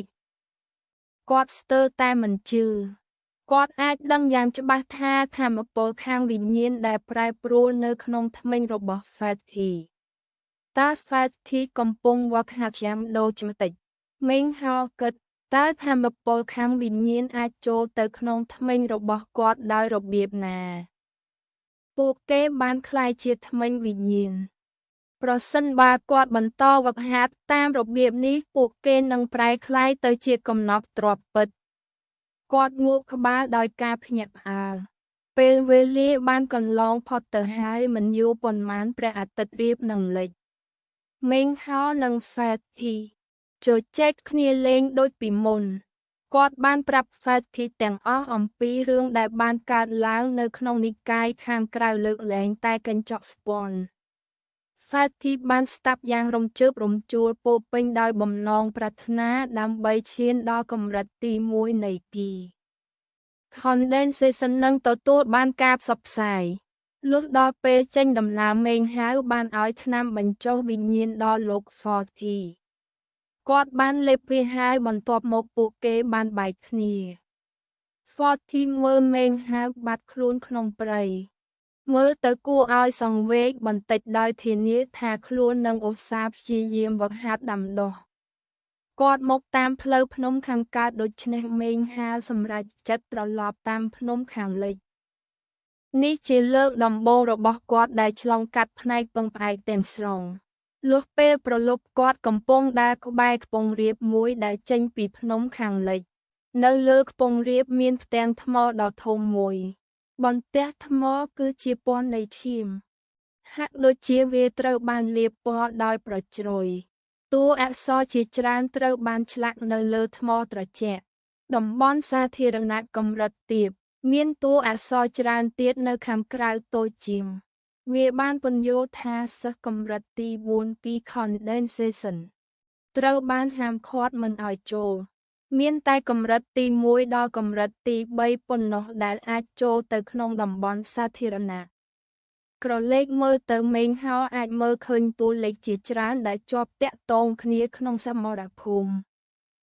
បច្ចេកទេសជាច្រើនត្រូវបានប្រើប្រាស់ខណៈដែលពួកគេបានប្រយុទ្ធយ៉ាងអស់សង្ឃឹមឈាមប្រឡាក់គ្រប់ទិសទីហើយសម្រែកដល់វេទនាក៏បន្លឺឡើងដៃមួយត្រូវបានខ្ទាតចេញកាបូបដែលកាន់ត្រូវបានឆក់យកពេលគាត់មើលមានមនុស្សម្នាក់រត់ចុះពីភ្នំស្រែកតាមពីក្រោយដោយបុរសមាសធំញញឹមយ៉ាងលាក់លៀមជួយខ្ញុំផងតើអ្នកណាអាចជួយសង្គ្រោះអ្នកពីខៅជំពូកទី11សិក្ខាសាលាស្តីពីការដាំដុះថ្នាំគ្រាប់នៅមិនឆ្ងាយប៉ុន្មានពីមុខគាត់មេងហៅបានឃើញមនុស្សម្នាក់ស្រែកឲ្យគេជួយមុនពេលដែលមនុស្សអាចចុះពីខ្ពង់រាប ដែលហោះរបស់បុរសមៀតធំបានមកទម្លាស់ករបស់គាត់ដួលបោកក្បាលនឹងដីហូរឈាមជោកដង្ហើមចុងក្រោយក៏ស្លាប់បុរសមៀតធំបានចាប់កាបូបរបស់ជនរងគ្រោះដែលកាន់ទុករួចបត់ត្រឡប់ទៅតំបន់សាធារណៈវិញមេងហោបានមើលទិដ្ឋភាពដ៏ក្រៀមក្រំដែលលាតត្រដាងបន្ទាប់មកបានសង្កេតបន្ថែមទៀតនៅអ្វីដែលកំពុងកើតឡើងនៅលើខ្ពង់រាបសំឡេងនៃការសម្លាប់រសាត់ទៅតាមខ្យល់ដែលនាំក្លិនឈាមចូលក្នុងរន្ធច្រមុះរបស់មេងហៅអ្នកអាចក្លាយជាអ្នកមានមួយយប់នៅក្នុងកន្លែងនេះប៉ុន្តែវាក៏មានគ្រោះថ្នាក់ខ្លាំងផងដែរសម្រាប់ការដាំដុះសម្រាប់ Spirit Stone មនុស្សបានដាក់ជីវិតរបស់ពួកគេនៅលើបន្ទាត់វាពិតជាមិនមានតម្លៃទេមេងហៅងក់ក្បាលគាត់ស្ទើរតែឈានដល់កម្រិតទី3នៃ Key Condensation ប៉ុន្តែអ្វីដែលកំពុងកើតឡើងនៅទីនោះគឺមានភាពច្របូកច្របល់ពេកវាងាយនឹងរងរបួសហើយបើគេប្លន់វានឹងមានឥទ្ធិពលយូរមេងហាបានគិតអំពីការខ្វះខាតនៃ Spirit Stone នៅក្នុងកាបូបរបស់គាត់ប្រសិនបើគាត់ពឹងផ្អែកលើការទទួលថ្មវិញ្ញាណដែលចែកចាយដោយនិកាយតើអ្នកណាដឹងថាតើគាត់នឹងត្រូវរងចាំប៉ុន្មានឆ្នាំដោយរអ៊ូដាក់ខ្លួនគាត់សម្លឹងមើលអ្នកដាំដុះនៅលើខ្ពង់រាបពួកគេបានវាយប្រយុទ្ធគ្នាយ៉ាងសាហាវម្នាក់រងរបួសរំពេចនោះមេងហៅមានការបំផុសគំនិតមួយគំនិតរបស់គាត់កាន់តែច្បាស់ហើយភ្នែករបស់គាត់ចាប់ផ្ដើមភ្លឺទ្រង់ត្រឡប់ទៅវិញយ៉ាងប្រញាប់មិនទៅគុហាអមតៈនៅភ្នំខាងត្បូងទេតែចុះទៅកាន់និកាយខាងក្រៅគាត់ស្លៀកសំពត់នៅទីលានធំហើយនៅទីបំផុតបានមកដល់អគារមួយអគារនេះមើលទៅមានលក្ខណៈបុរាណហើយព័ទ្ធជុំវិញដោយក្លិនក្រអូបនៃឱសថសិលាចារឹកនៅពីលើមាត់ទ្វារគឺជាតួអក្សរដែលអានថាសិក្ខាសាលាដាំដុះថ្នាំគ្រាប់វាមិនមែនជាលើកទី1របស់គាត់ទេដែលមកទីនេះតាមពិតទៅក្នុងខែដំបូងរបស់គាត់បន្ទាប់ពីការឡើងឋានៈជានិកាយខាងក្រៅគាត់បានមកទីនេះម្តងដើម្បីពិនិត្យមើលថ្នាំគ្រាប់ផ្សេងដែលដាក់លក់នោះគឺជាពេលដែលគាត់បានរៀនអំពីថ្នាំ Fasting 2ដែលអ្នកអាចទិញបានដែលនឹងការពារភាពអត់ឃ្លានអស់រយៈពេលជាច្រើនថ្ងៃរូបិយប័ណ្ណតែមួយគត់ដែលប្រើនៅទីនេះគឺ Spirit Stone និង Spirit Condensation 2ជាអកុសលអត្រាបតោប្រាក់អយុត្តិធម៌ណាស់ជាឧទាហរណ៍ថ្នាំគ្រាប់វិញ្ញាណមួយអាចត្រូវបានជួញដូរសម្រាប់ថ្នាំតមអាហារចំនួន10ដោយសារហេតុនេះហើយទើបមានមនុស្សតិចតួចមកទីនេះហើយមានទំនោរទៅជាត្រជាក់និងស្មាត់ជ្រងំពេលគាត់មកដល់មេងហាមិនស្ទាក់ស្ទើរវាមិនធំនៅខាងក្នុងទេហើយអង្គុយជើងស្តាំនៅកណ្ដាលបន្ទប់គឺជាបុរសវ័យកណ្ដាលម្នាក់ដែលមើលទៅឈឺនៅជុំវិញគាត់នៅលើធ្នើឈើដែលជាប់គ្នាមានដបទឹកផ្លែឃ្លោកដែលមានចារឹកលើឈ្មោះថ្នាំផ្សេងមានថ្នាំគ្រាប់ឈាមកកដែលអាចព្យាបាលរបួសពីខាងក្រៅថ្នាំសម្រាប់ឆ្អឹងដើម្បីបំបាត់ភាពអស់កម្លាំងថ្នាំបំប៉នស្មារតីដើម្បីបង្កើនថាមពលជាប៉ាន់តោះអាសិននិងជាការពិតណាស់ថ្នាំគ្រាប់តមអាហារនិងថ្នាំកម្ចាត់ចំណង់អាហារមានសូម្បីតែថ្នាំបំប៉នខួរឆ្អឹងដែលអាចព្យាបាលឆ្អឹងដែលខូចនិងបាក់មានថ្នាំជាច្រើនប្រភេទប៉ុន្តែថ្នាំទាំងអស់មានតម្លៃថ្លៃគួរសមសម្រាប់ភាគច្រើនតម្លៃនៃថ្នាំពី3ទៅ10គ្រាប់គឺជាថ្នាំបញ្ចុះវិញ្ញាណ1គ្រាប់ចំពោះសិស្សភាគច្រើននៃនិកាយខាងក្នុងគ្រាប់ថ្នាំបញ្ចុះវិញ្ញាណគឺមានតម្លៃប្រយុទ្ធដូច្នេះមានមនុស្សតិចណាស់ដែលសុខចិត្តមកទីនេះហើយដោះដូរពួកវាទៅឆ្ងាយមេងហា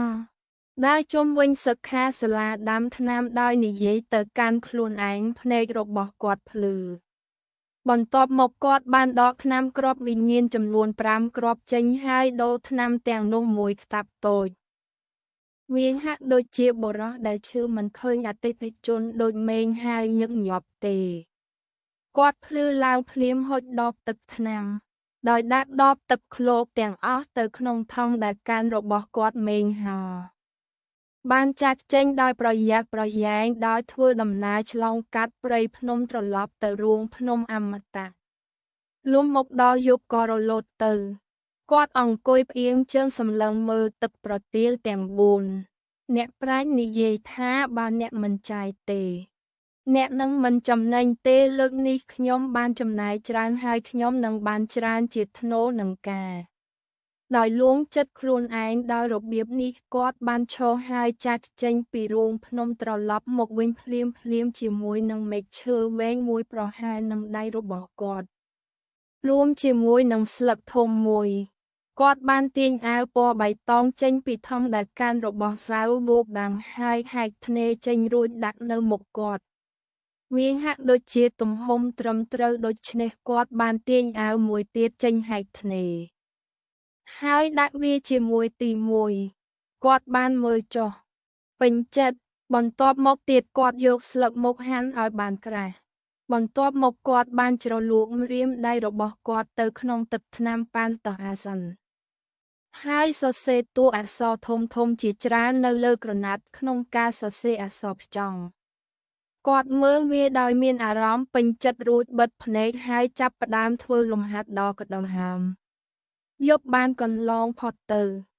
ព្រឹកឡើងគាត់រើសមែកឈើចេញពីរូងភ្នំយ៉ាងប្រញាប់វាមិនចំណាយពេលយូរដើម្បីទៅដល់ខ្ពង់រាបហើយបើទោះជាម៉ោងព្រលឹមក៏ដោយមានសិស្ស2 3នាក់រួចហើយនៅទីនោះបានជាប់ក្នុងសមរភូមិភាពសាហាវនៃការប្រយុទ្ធគ្នាត្រូវបានគេបង្ហាញឲ្យឃើញយ៉ាងងាយដោយមិនអើពើនឹងអ្នកដាំដំណាំផ្សេងទៀតមេងហោដើរកាត់ផ្ទាំងថ្មធំហើយដើរទៅលើខ្ពង់រាបភ្នែករបស់គាត់បានស្កែនមើលជុំវិញរហូតដល់ធ្លាក់ទៅសម្រាកនៅលើផ្ទាំងថ្មដែលគាំងពីដីតាមបន្ទាយព្រំដែនគាត់ដើរទៅអង្គុយលើថ្មសម្លឹងមើលអ្នកប្រាជ្ញដ៏សុខសាន្តនិងគ្មានគ្រោះថ្នាក់ម្តងម្កាលអ្នកខ្លះទៀតមើលមកគាត់ដោយងងឹតងងល់ពេលនោះគាត់នឹងបង្ហាញពីកម្រិតនៃការដាំដុះរបស់គាត់ដោយភ័យខ្លាចគេទុកគាត់ឲ្យនៅម្នាក់ឯងគាត់បានសម្រេចចិត្តរង់ចាំរហូតដល់មានមនុស្សច្រើនទៀតមកដល់ពេលវេលាបានកន្លងផុតទៅហើយបន្តិចម្ដងអ្នកកាន់តែច្រើនឡើងមកដល់តំបន់សាធារណៈមិនយូរប៉ុន្មានមានមនុស្សប្រហែល20នាក់ពួកគេខ្លះមើលទៅអ្នកប្រាជ្ញមេងហាវហើយចាប់ផ្ដើមដើរទៅរកគាត់អ្វីដែលគាត់ត្រូវធ្វើគឺបង្ហាញពីកម្រិតនៃការដាំដុះរបស់គាត់បន្តិចហើយពួកគេនឹងដកថយដោយការភ្ញាក់ផ្អើលមួយសន្ទុះក្រោយមកគាត់គិតថាមានមនុស្សគ្រប់គ្រាន់គាត់ទះកាបូបដែលកាន់នោះយកបន្ទះក្រណាត់មកវិញគាត់បានភ្ជាប់វាទៅនឹងមែកឈើដែលបន្ទាប់មកគាត់បានចាក់ចូលទៅក្នុងដីឥដ្ឋនៅជាប់នឹងផ្ទាំងថ្មខ្យល់ភ្នំលើក្រណាត់ឡើងប្រែជាផ្ទាំងបដាផ្សាយវាបានទាក់ទាញចំណាប់អារម្មណ៍របស់មនុស្សមួយចំនួនដែលនៅក្បែរនោះជាពិសេសតួអង្គដែលសរសេរនៅលើវាសិក្ខាសាលាស្តីពីការដាំដុះថ្នាំគ្រាប់តួអក្សរពណ៌បៃតងងងឹតហាក់ដូចជាបញ្ចេញពន្លឺដែលបណ្ដាលឲ្យទឹកមុខរបស់ពួកសិស្សរបស់ Reliance នៅក្បែរនោះផ្លាស់ប្ដូរអ្នកខ្លះហាក់ដូចជាភ្ញាក់ផ្អើលអ្នកខ្លះទៀតយល់ច្រឡំអ្នកខ្លះសាចចំអកហើយអ្នកខ្លះទៀតងក់ក្បាលសិក្ខាសាលាស្តីពីការដាំដុះថ្នាំគ្រាប់តើវាមានន័យយ៉ាងណាកុំប្រាប់ខ្ញុំថាបុរសម្នាក់នោះជាគ្រូឧទ្ទេសអាល់គីមីដែលផ្ញើដោយសិក្ខាសាលាដាំដុះថ្នាំគ្រាប់របស់និកាយមើលទៅគាត់ធ្លាប់ស្គាល់ការពិភាក្សាបានផ្ទុះឡើងនៅលើខ្ពង់រាបបន្ទាប់ពីលោកមេងហោបង្ហាញទង់ជាតិប៉ុន្តែក្រោយពេលវេលាបានកន្លងផុតទៅការវាយតប់គ្នានឹងប្លន់បានកើតឡើងជាបន្តទៀតឈាមបានហៀចេញហើយស្រែកឡើងភ្នែករបស់មេងហោភ្លឺពេលគាត់សម្លឹងមើលមនុស្សនៅតំបន់សាធារណៈនៅមិនឆ្ងាយប៉ុន្មានពីគាត់គឺជាអ្នកដាំដុះនៃកម្រិតទី2នៃ Key Condensation ដែលជាប់សោក្នុងការប្រយុទ្ធភ្នែករបស់ពួកគេក្រហម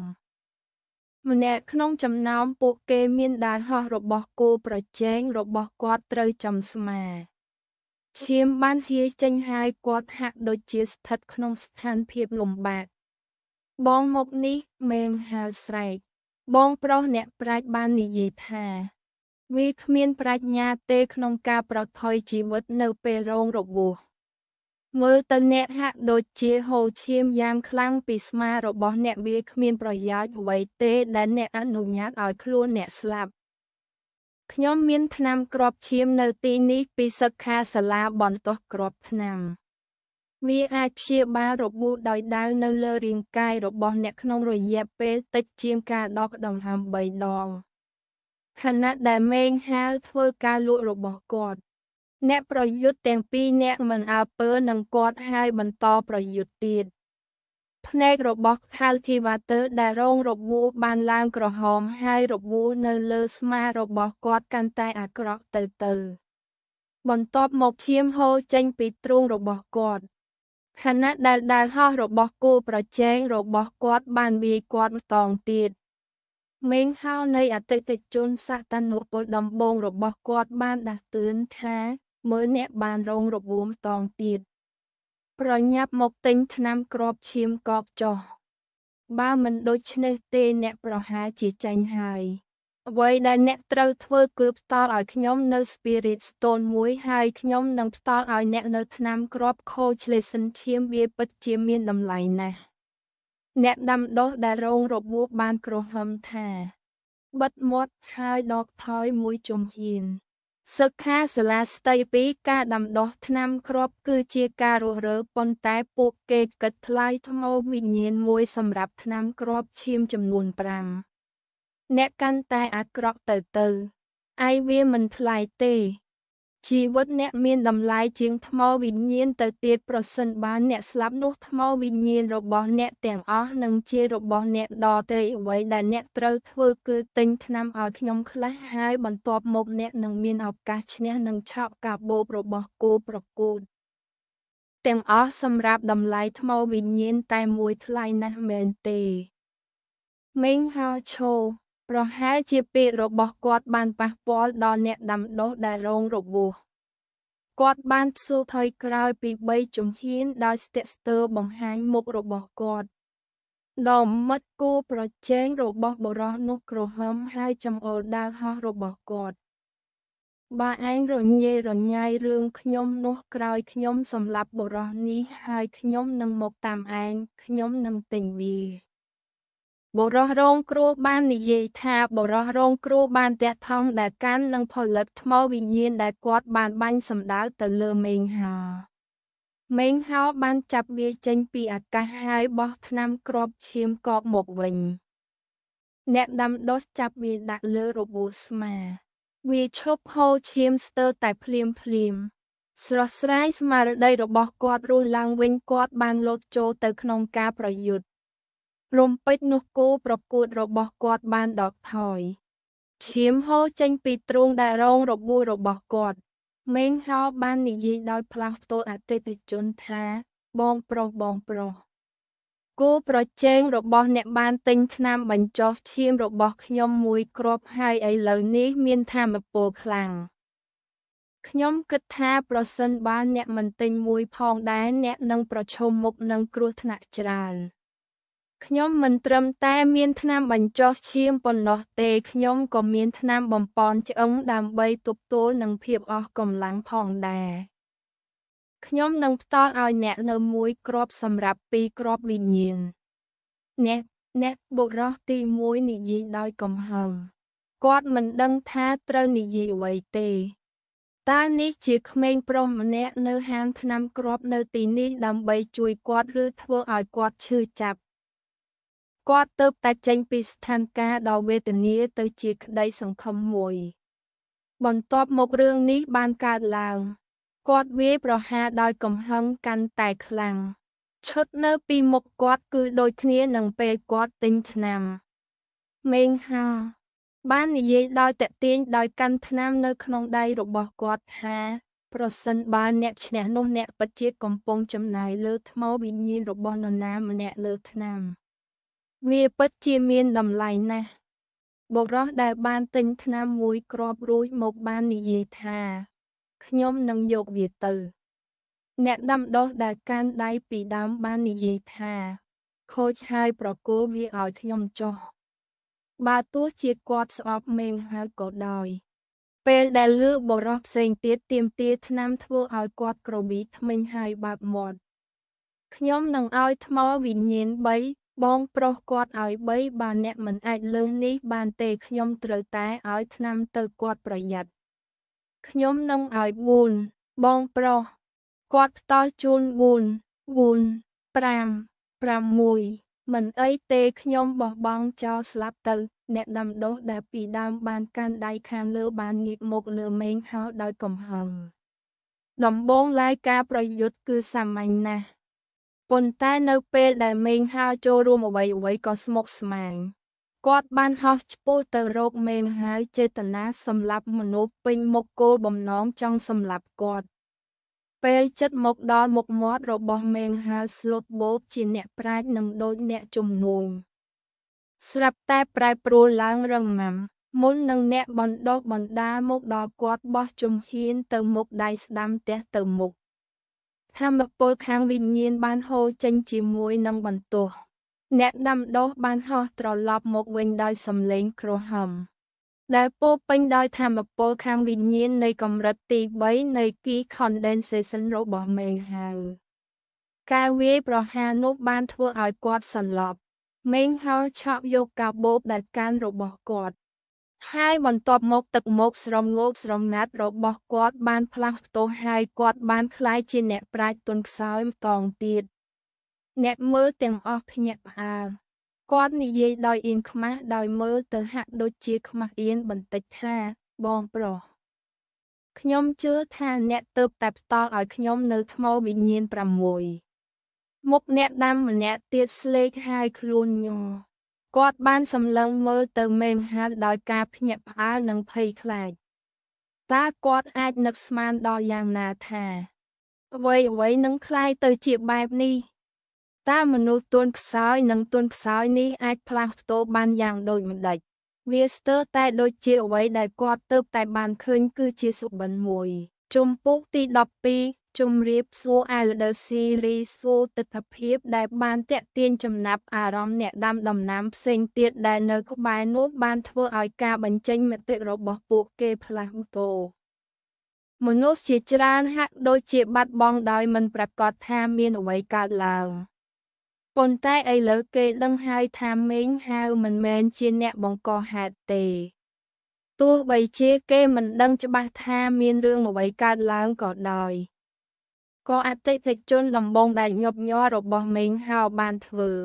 បេះដូងរបស់គាត់លោតញាប់ញ័រគាត់បានទះកាបូបរបស់គាត់ដែលកាន់ហើយផលិតថ្មវិញ្ញាណចំនួន6ដែលគាត់បានប្រគល់ដោយការគោរពលោកសោកស្ដាយដែលស្ទាក់ស្ទើរនៅមុខសិក្ខាសាលាដាំថ្នាំគ្រាប់កន្លងមកដោយបារម្ភពីថ្មវិញ្ញាណរបស់គាត់នៅពេលនោះគាត់បានបញ្ចប់ដោយគ្មានថ្នាំហើយឥឡូវនេះគាត់មិនមាន Spirit Stone ដើម្បីទិញអ្វីសម្រាប់ខ្លួនគាត់ទេមេងហៅទទួលយកត្បូងវិញ្ញាណផលិតថ្នាំគ្រាប់ឈាមនិងថ្នាំសម្រួលឆ្អឹងហើយប្រគល់ឲ្យបុរសនោះលោកបាននិយាយទាំងញញឹមថាអរគុណច្រើនចំពោះការគាំទ្ររបស់អ្នកត្រឡប់មកវិញឆាប់នេះជាថ្មីម្តងទៀតគាត់មើលទៅទន់ខ្សោយនិងខ្សោយប៉ុន្តែចំពោះអ្នកដាំដុះដែលឈរនៅពីមុខគាត់គឺជាសត្វសាហាវនៅក្នុងសម្លៀកបំពាក់ជាមដោយញាប់ញ័របុរសនោះបានចេញពេលគាត់ចេញទៅមេងហៅបានសម្រេចចិត្តមិនត្រឡប់ទៅកន្លែងគាត់នៅលើថ្មវិញទេគាត់បានចាប់យកផ្ទាំងបដាសិក្ខាសាលាស្តីពីការដាំដុះថ្នាំគ្រាប់ហើយចាប់ផ្ដើមដើរជុំវិញតំបន់សាធារណៈគាត់ឈប់ក្បែរអ្នកកាន់តាមពីរនាក់ដែលកំពុងវាយគ្នាដោយបានបិទបដាទៅក្នុងដីគាត់និយាយដោយបោះជំហានទៅមុខថាបងប្រុសវាហាក់ដូចជាអ្នករងរបួសអ្នកក៏ហាក់ដូចជាគ្មានបញ្ជីឈ្មោះដែរអ្នកហាក់ដូចជាមិនមានស្ថានភាពត្រឹមត្រូវក្នុងការប្រយុទ្ធនោះទេ អ្នកកាន់តាមពីរអ្នកសម្លឹងមើលលោកទាំងងឿងឆ្ងល់ដោយគ្រាន់តែឃើញគាត់វាយអ្នកណាម្នាក់ចេញពួកគេស្ទាក់ស្ទើរហើយក្នុងពេលជាមួយគ្នានោះអ្នកទាំងពីរបានគាំទ្របន្តិចខ្ញុំមានថ្នាំបំប៉នស្មារតីខ្លះពីសិក្ខាសាលាដាំដុះថ្នាំគ្រាប់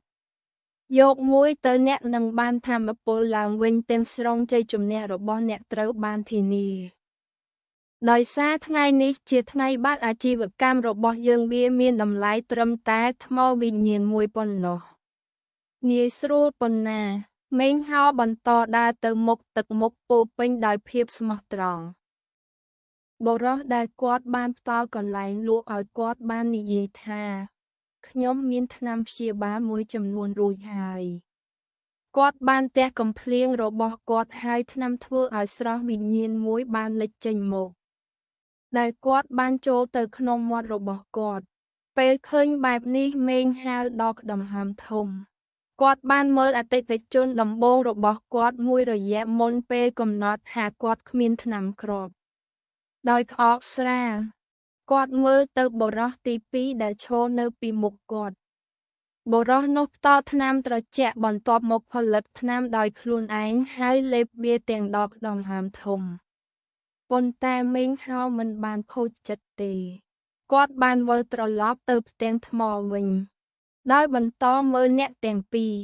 ពេលវេលាកន្លងផុតទៅពួកគេហាក់ដូចជាមើលទៅកាន់តែអាក្រក់ទៅមិនយូរប៉ុន្មានវាច្បាស់ណាស់ថាពួកគេអស់ថ្នាំហើយចំណុចសំខាន់ក្នុងការប្រយុទ្ធបានមកដល់ជ័យជំនះនិងបរាជ័យនឹងត្រូវសម្រេចចិត្តវិញ្ញាណរបស់គាត់បានងើបឡើងវិញមេងហោបានលើកបដាហើយចូលទៅចិត្តពួកគេម្ដងទៀតបងប្អូនអាយពេលនៃជីវិតឬសេចក្តីស្លាប់បានមកដល់ហើយអ្នកមិនមានថ្នាំបន្សល់ទុកទេប៉ុន្តែកុំបារម្ភខ្ញុំមានសិទ្ធិនៅទីនេះនៅដំណាក់កាលដ៏សំខាន់នេះទិញថ្នាំសូខំយលេងពីរបស់ខ្ញុំមួយគ្រាប់វានឹងធ្វើឲ្យថាមពលរបស់អ្នកឡើងវិញភ្លាមហើយថែមទាំងធ្វើឲ្យថាមពលខាងវិញ្ញាណរបស់អ្នកត្រឡប់មកវិញទៀតផងបងប្អូនអាយអ្នកមិនទិញថ្នាំលេបទេកំពុងតែទិញថាមពលខាងវិញ្ញាណអាយយអ្នករងរបួសសម្ដីរបស់មេងហៅធ្វើឲ្យអ្នកដាំដុះវង្វេងដែលហោះបានវាយអ្នកទាំងនោះនៅដៃបណ្ដាលឲ្យឈាមហូរចេញគាត់ថយក្រោយដោយសំឡេងស្រែកមេងហោលឿនជាងគាត់ទៅទៀតដោយតាមនឹងបន្តការនិយាយរបស់គាត់មើលទៅដូចជាខ្សោយនិងមានប្រាជ្ញាដូចសពដងបងឲ្យពេលនេះដល់ពេលហើយអូនហូរឈាមច្រើនហើយប្រញាប់ទិញថ្នាំគ្រាប់ឈាមចុះបើអត់ទេគ្រោះថ្នាក់ខ្លាំងពេកហើយចេញពីទីនេះទៅគូប្រជែងរបស់បុរសនោះក្រហមដាក់មេងហៅគាត់បានចាប់ប្រកាន់គូប្រជែងរបស់គាត់ដែលរងរបួសអ្នកដាំរបួសនិយាយទាំងទឹកមុខស្លេកស្លាំងថាឲ្យថ្នាំមួយគ្រាប់មកខ្ញុំដកថយប៉ុន្មានជំហានគាត់ក្រវីធ្មេញហើយទាញថ្មវិញ្ញាណចេញថ្នាំគ្រាប់ឈាមមួយគ្រាប់បាញ់ចេញពីដៃរបស់មេងហោទៅលើមុខរបួសនៅដៃបុរសនោះលំហូរឈាមចាប់ផ្ដើមយឺតគាត់បានផ្ដោតការយកចិត្តទុកដាក់របស់គាត់បន្ទាប់មកលោតចូលទៅក្នុងការប្រយុទ្ធអាយ៉ាបងប្រុសហាក់ដូចជាអស់ថ្នាំហើយមើលទៅខ្ញុំមានច្រើនហើយពេលនេះគូប្រជែងរបស់អ្នកបានទិញមួយមកគាត់កំពុងតែមានថាមពលខ្លាំងប៉ុន្តែអ្នកបានរងរបួសហេតុអ្វីបានជាអ្នកមិនទិញថ្នាំគ្រាប់ឈាមកក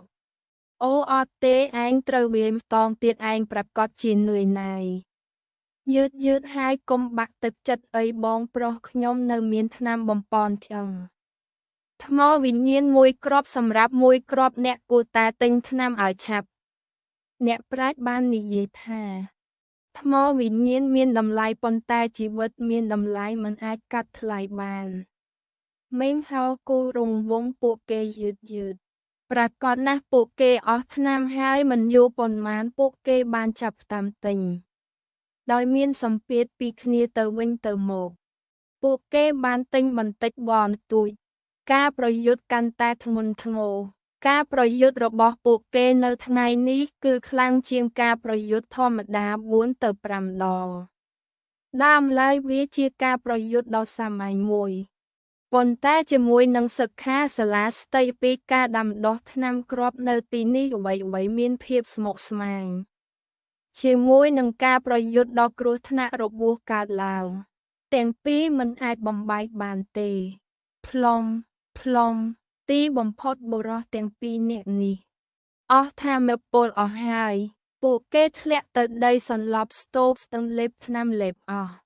សូម្បីតែវត្ថុវេទមន្តរបស់ពួកគេក៏ត្រូវបានបំផ្លាញនៅក្នុងសមរភូមិហាក់ដូចជារួមគ្នាជាមួយនឹងប្រាជ្ញារបស់ពួកគេសោកនាដកម្មណាស់បើសិនជាលោកមេងហាវព្រួយបារម្ភគាត់បានជួយជីវិតពួកគេហើយ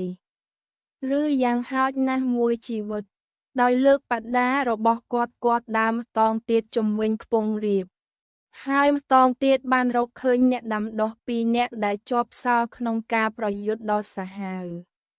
បើមើលទៅទោះបីគេមានថ្នាំព្យាបាលក៏បាត់ទៅហើយភ្នែកភ្លឺភ្នែកគាត់បានឈរបដានៅក្បែរអ្នកទាំងពីរបងប្អូនអើយសម្បល់របស់អ្នកហាក់បីដូចជាមិនល្អហើយអ្នកបានរងរបួសធ្ងន់ធ្ងរប៉ុន្តែកុំខ្លាចអីខ្ញុំមានថ្នាំលេប One Spirit Stone ទិញមួយគ្រាប់ហើយការជាសះស្បើយរបស់អ្នកត្រូវបានធានាម៉េចក៏ឯងមិននិយាយអីចឹងកុំប្រាប់ខ្ញុំថាឯងមិនទុកចិត្តខ្ញុំអីទៅតែឥឡូវមានសិស្សម្នាក់ទៀតទិញថ្នាំឲ្យខ្ញុំខ្លះលទ្ធផលសម្រាប់គូប្រកួតគឺស្លាប់មិនយូរប៉ុន្មានបុរសម្នាក់បានទិញថ្នាំមួយគ្រាប់បន្ទាប់មកម្តងហើយម្តងទៀត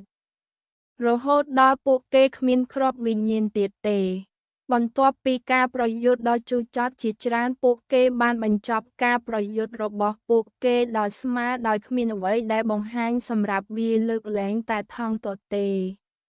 មេងហោក្រវីក្បាលលើកបដាហើយរកកន្លែងថ្មីដើម្បីធ្វើជំនួញលុះដល់ពេលថ្ងៃលិចមេងហៅបានទៅគ្រប់ទីកន្លែងក្នុងតំបន់សាធារណៈដោយលក់ថ្នាំគ្រាប់នៅទីបញ្ចប់ទោះគាត់ទៅទីណាក៏ដោយការប្រយុទ្ធនឹងឈប់ភ្លាមហើយអ្នកចូលរួមនឹងចាក់ចេញនៅទីបំផុតមេងហោបានសម្លឹងមើលតំបន់សាធារណៈទទេមួយដោយស្កប់ចិត្តទាញកាបូបដែលកាន់គាត់ចេញទៅយប់ជ្រៅពេលគាត់ទៅដល់គុហាអមតៈគាត់អង្គុយដោយដៃជើងហើយចាប់យកសារពើភ័ណ្ឌនៃការខូចខាតរបស់គាត់ដោយរំភើប1 2គាត់កាន់តែរំភើបនៅពេលគាត់រាប់សរុបមកខ្ញុំមាន53ខ្ញុំជាអ្នកមានវិធីសាស្ត្រនេះលឿនជាងការប្លន់មនុស្សទៅទៀតវាក៏មានសុវត្ថិភាពជាងដែរមិនចាំបាច់សម្លាប់ទេខ្ញុំមិនមានថ្នាំព្យាបាលច្រើនទេស្អែកនេះខ្ញុំនឹងទៅសិក្ខាសាលាដាំថ្នាំហើយទិញថែមបើខ្ញុំចង់ឲ្យអាជីវកម្មដំណើរការល្អខ្ញុំគួរតែទិញថ្នាំព្យាបាលប្រចាំខែនេះឲ្យអស់បើខ្ញុំមិនមាន Spirit Stone គ្រប់គ្រាន់ទេខ្ញុំនឹងទិញឲ្យបានច្រើនតាមតែអាចធ្វើទៅបានថ្នាំគ្រាប់កាន់តែខ្វះខាតកាន់តែលក់កាន់តែងាយស្រួលមេងហាបាតកាបូបដែលកាន់គាត់យកពីអ្នកដាំដែលសន្លប់នៅខាងក្នុងមានថ្មវិញ្ញាណមួយចំនួនគ្រាប់ថ្នាំផ្សំវិញ្ញាណ2និងថ្នាំគ្រាប់ពណ៌ផ្កាឈូកគាត់កាន់ថ្នាំនោះហើយពិនិត្យមើលគាត់បានទទួលស្គាល់ថាជាថ្នាំគ្រាប់មួយក្នុងចំណោមថ្នាំកែសម្ផស្សរបស់សិក្ខាសាលាដាំដុះថ្នាំគ្រាប់ដែលជាថ្នាំមានតម្លៃថ្លៃវាមានតម្លៃប្រហែល10គ្រាប់ Spirit Condensation 2ហើយអាចចាត់ទុកថាជាផលិតផលដែលមានតម្លៃថ្លៃបំផុតដែលមានថ្នាំគ្រាប់នេះត្រូវបានរចនាឡើងដើម្បីរក្សារូបរាងរបស់មនុស្សម្នាក់វានឹងជាការខ្ជះខ្ជាយសម្រាប់ខ្ញុំក្នុងការប្រើវាដោយខ្លួនឯង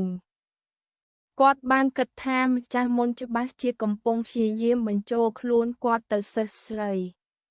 ដោយមិនបានគិតពីរឿងនេះទៀតទេគាត់ក៏ដាក់ថ្នាំក្នុងថង់ដែលកាន់នៅពេលដែលគាត់កំពុងសម្លឹងមើលថ្មវិញ្ញាណនិងថ្នាំពេទ្យទាំងអស់ដោយស្កប់ស្កល់នោះទ្វារធំនៃរូងភ្នំអមតៈស្រាប់តែញ័រហើយចាប់ផ្ដើមបើក វាបានកើតឡើងយ៉ាងលឿនមែនហើយមិនមានពេលដើម្បីប្រមូលយករបស់ទាំងអស់របស់គាត់ទេស្ត្រីម្នាក់បានចូលហុំព័ទ្ធដោយពន្លឺព្រះច័ន្ទនាងស្អាតប៉ុន្តែត្រជាក់និងមិនចេះបញ្ចេញមតិនាងបានពាក់អាវវែងពណ៌ប្រាក់ដែលធ្វើឲ្យវាហាក់ដូចជាបានពាក់ព្រះច័ន្ទដោយខ្លួនឯងវាគ្មាននរណាក្រៅពីក្រុមអាលឌឺសួររបស់ Reliant Innocent ទេនៅពេលនាងចូលទៅក្នុងរូងភ្នំអមតៈពន្លឺព្រះច័ន្ទបានធ្លាក់មកលើថ្មវិញ្ញាណនិងថ្នាំពេទ្យដែលដាក់នៅមុខមេងហើយភាពភ្ញាក់ផ្អើលមួយរំពេចបានកាត់តាមអាកប្បកិរិយាដ៏ត្រជាក់របស់នាងជម្រាបសួរបងស្រីសូមេងហៅនិយាយដោយក្រវីជើងដៃស្តាំរបស់គាត់បានយកដុំថ្មវិញ្ញាណនិងថ្នាំគ្រាប់គាត់ឈរនៅទីនោះដោយមើលទៅខ្មាស់អៀនបងស្រីសួរមិនបាននិយាយអ្វីទេនាងគ្រាន់តែក្រឡេកមើលមេងហាមងក់ក្បាលរួចក៏ងាកចេញមើលទៅភ្ញាក់ផ្អើលមេងហាវតាមក្រោយបងស្រីសួរអ្នកយកបញ្ហាមកទីនេះហេតុអ្វីមិនស្នាក់នៅបន្តិចមិនបាច់ទេនាងឆ្លើយយ៉ាងត្រជាក់ខ្ញុំនឹងទៅធ្វើសមាធិស្ងាត់ចាប់តាំងពីថ្ងៃស្អែកហើយខ្ញុំគ្រាន់តែចង់ពិនិត្យអ្នកនាងមើលគាត់ពីលើបន្ទាប់មកដើរចេញពីរូងភ្នំមេងហោមានអារម្មណ៍ខ្មាស់អៀនដោយសោកស្ដាយដែលមិនបានប្រមូល Spirit Stone បានលឿនជាងក្នុងករណីនោះគាត់នឹងមើលទៅអាក្រក់ជាងមុនបន្តិចហើយប្រហែលជា Elder Sister Sue នឹងមានឆន្ទៈជួយគាត់ខ្លះទៀតក្នុងពេលជាមួយគ្នានេះគាត់មានអារម្មណ៍កក់ទៅក្នុងចិត្តបន្តិចElder Sue ហាក់ដូចជាត្រជាក់និងប្រងើយកន្តើយប៉ុន្តែនាងបានមកទីនេះដើម្បីជួបគាត់ដែលមានន័យថានាងចងចាំគាត់បេះដូងរបស់គាត់លោតញាប់គាត់ទះថង់ដែលកាន់ហើយផលិតថ្នាំគ្រាប់ពណ៌ផ្កាឈូកខ្ញុំចង់អរគុណលោកអ្នកចាស់ទុំស៊ូខ្ញុំបានសន្សំថ្នាំបញ្ចុះវិញ្ញាណបន្តិចបន្តួចដើម្បីឲ្យខ្ញុំអាចដោះដូរថ្នាំបន្ទាស់គ្រឿងសម្អាងនេះបានសូមទទួលយកវាទៅក្នុងភ្នែកខ្ញុំមានតែអ្នកសាសំនឹងថ្នាំគ្រាប់បែបនេះតាំងពីខ្ញុំចូលនិកាយមកខ្ញុំមានសុបិនមួយថាអ្នកនឹងមានសម្រស់ក្មេងជាងវ័យជារៀងរហូតដោយមិនញញើតបន្តិចគាត់បានកាន់គ្រាប់ថ្នាំដោយការគោរពElder Sue បានឈប់ដើរហើយមើលទៅគាត់វិញនាងក្រឡេកមើលថ្នាំក្នុងដៃរបស់គាត់ដោយស្ងៀមស្ងាត់បន្ទាប់មកទទួលយកវាទោះបីជាថ្នាំបញ្ចុះវិញ្ញាណគឺជារឿងធម្មតានៅក្នុងនិកាយក៏ដោយពួកវាមានប្រសិទ្ធភាពត្រឹមតែកម្រិតទី5នៃ Key Condensation តែប៉ុណ្ណោះយើងជាអ្នកដាំដុះផ្ដល់សារៈសំខាន់យ៉ាងខ្លាំងលើមូលដ្ឋាននៃការដាំដុះរបស់យើងរស់នៅក្នុងពិភពនៃការដាំដុះជាកន្លែងដែលជីវិតនិងភាពស្លាប់ព្យួរនៅក្នុងតុល្យភាពអ្នកមិនអាចក្លាយជាបែបនេះរបស់អ្នកនាពេលអនាគតបានទេអ្នកប្រហែលជាត្រូវមានភាពឆ្លាតវៃបន្ថែមទៀតនេះជាលើកទី1ហើយដែលមេងហៅបានឮលោកយេស៊ូវនិយាយដូច្នេះពេលនាងនិយាយគាត់ងក់ក្បាលដោយគោរពគាត់បាននិយាយដោយបន្ទាបក្បាលហើយព្រិចភ្នែកថាដរាបណា Elder Sue ចូលចិត្តវាខ្ញុំសុខចិត្តដោះដូរវាគាត់មើលទៅអៀនបន្តិចថ្នាំនេះខ្ញុំនឹងទទួលយកវាលើកនេះប៉ុន្តែលើកក្រោយកុំដូរថ្នាំរបស់អ្នកបែបនេះនាងបានដកថ្នាំនោះចេញដោយស្ទាក់ស្ទើរមួយសន្ទុះរួចទាញចិញ្ចៀនត្បូងពណ៌ផ្កាឈូកចេញដែលនាងប្រគល់ឲ្យមេងហោនាងបាននិយាយថានេះគឺជាវត្ថុវេទមន្តអ្នកត្រូវតែការពារខ្លួនអ្នកនាងចាប់ផ្ដើមដើរចុះពីលើភ្នំមេងហោបាននិយាយថាសូមអរគុណជាខ្លាំងបងស្រីសួរតើអ្នកអនុញ្ញាតឲ្យខ្ញុំទៅជាមួយអ្នកពេលដែលអ្នកដើរគាត់ដឹងថានេះគឺជាឱកាសដ៏សំខាន់មួយនេះជាមនុស្សតែម្នាក់គត់ដែលគាត់ត្រូវពឹងលើដូច្នេះគាត់ត្រូវចូលចិត្តនាងប្រសិនបើគាត់អាចដើរជាមួយនាងតាមរយៈអាវធើសិចហើយត្រូវបានអ្នកដទៃមើលឃើញប្រហែលជាមានមនុស្សតិចណាស់ដែលសុខចិត្តរញ៉េរញ៉ៃជាមួយគាត់នាពេលអនាគតបងស្រីស៊ូស្ទាក់ស្ទើរ នាងជាមនុស្សប្រងើយកន្តាយហើយជាធម្មតាមិននិយាយអ្វីច្រើនទេ នាងមិនដែលចំណាយពេលជាមួយសមាជិកនិកាយប្រុសទេហើយវាមានអារម្មណ៍ចម្លែកបន្តិចដែលមានមេងហោឈរក្បែរនាង នាងហៀបនឹងបដិសេធប៉ុន្តែបន្ទាប់ពីគាត់និយាយចប់ នាងគិតយ៉ាងខ្មាស់អៀនអំពីថ្នាំគ្រាប់កែសម្ផស្សដែលគាត់បានផ្ដល់ឲ្យនាងហើយនាងងក់ក្បាលយ៉ាងស្ងៀមស្ងាត់ ព្រះច័ន្ទបានរះចុះមកលើពួកគេទាំងពីរយ៉ាងទន់ភ្លន់ពេលពួកគេដើរ ពេលនោះនៅកំពូលភ្នំខាងជើង បុរសចំណាស់ម្នាក់បានក្រោកឈរឡើងស្លៀកពាក់អាវប្រផេះ ពេលគាត់ក្រឡេកមើលទៅកន្លែងកើតហេតុទិដ្ឋភាពនៃការកោតសរសើរបានលេចឡើងលើផ្ទៃមុខរបស់គាត់ អស្ចារ្យមែនកូនឆ្កែមេងហៅ នេះមិនអាក្រក់ទាល់តែសោះគាត់យល់ការបកស្រាយត្រឹមត្រូវនៃនិកាយរីឡៃអិនគាត់ចេះរកអ្នកណាម្នាក់ឲ្យពឹងគាត់ហើយគាត់ក៏ដឹងដែរថាបើគាត់ការពារទំនាក់ទំនងរបស់គាត់ជាមួយមនុស្សនោះគាត់នឹងមាននរណាម្នាក់ពឹងពាក់ជានិច្ច នេះជាបុរសចំណាស់ដដែលដែលបានសម្តែងការកោតសរសើរចំពោះមេងហៅក្នុងថ្ងៃចែកថ្នាំ កាលណាគាត់ស្គាល់មេងហៅកាន់តែចូលចិត្តគាត់